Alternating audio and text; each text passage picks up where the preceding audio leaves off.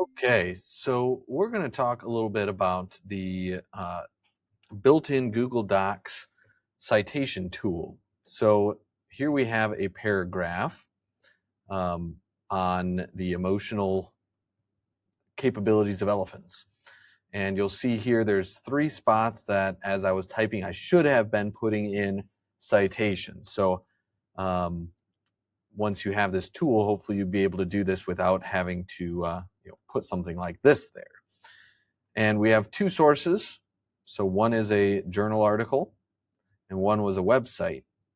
And here's all the information I would have gotten either off the website or the journal article. Now, if I go up to Tools, you'll see Citations.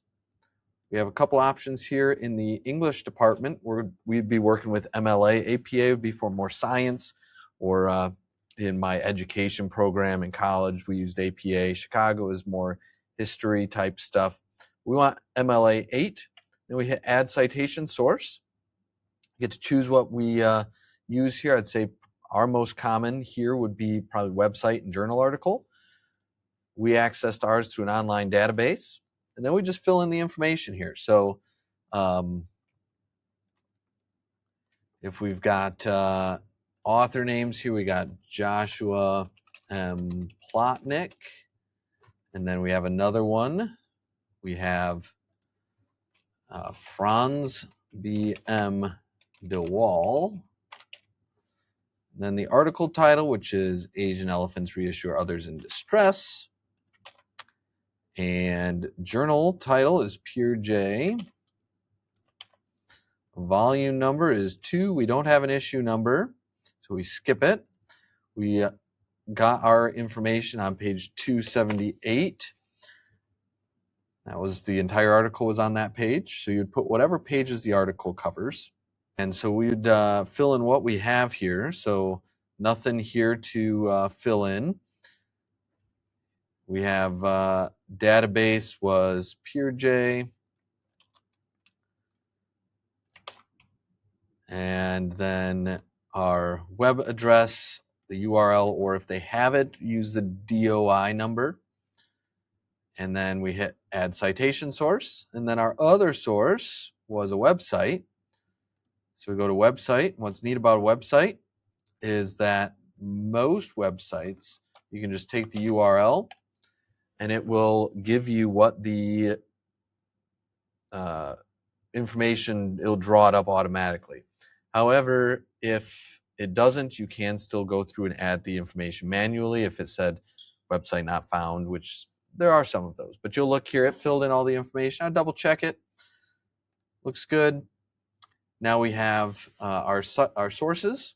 So now when we're typing, instead of doing something like citation needed, which would be a poor choice, this first choice, the first spot here is from the National Geographic article. So we then hit this little cite button and it puts in our citation. This section here was from the Plotnick article down here, which was our journal article. And the number here we would replace with whatever page number. So this journal was only 1 page long, this article, so it's just page 278. But if you had a multi-page journal article, well, the whole citation would have all the pages. You would just put the citation of the page you were referencing or pages you were referencing.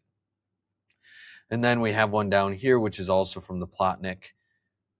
And so we cite that. And that was page 278.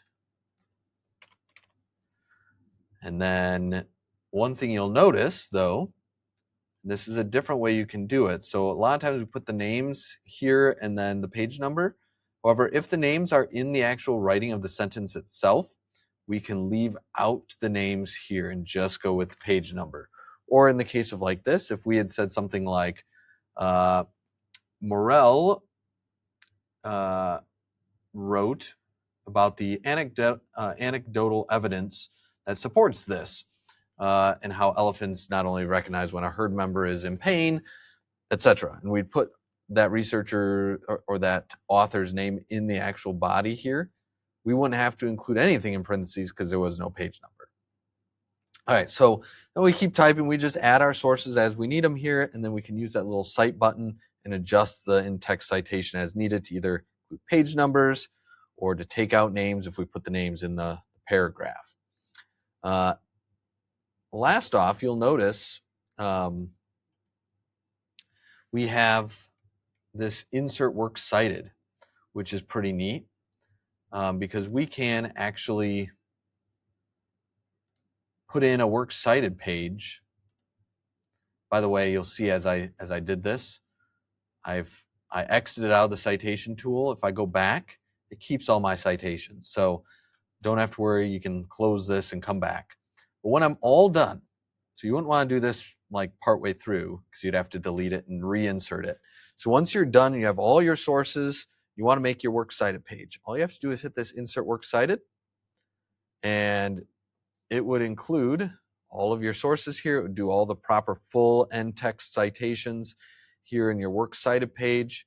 It would alphabetize them, all the things. So really nice feature there. Again, this would not be part of your actual thing then. That was just here for me to know what the information to put in. But you'd be getting that information off the website or the journal article as you're putting it in. So this is what it would look like. You'd have your essay up here. You keep building paragraphs, and at the end, you would insert that works cited. Hopefully you found that helpful.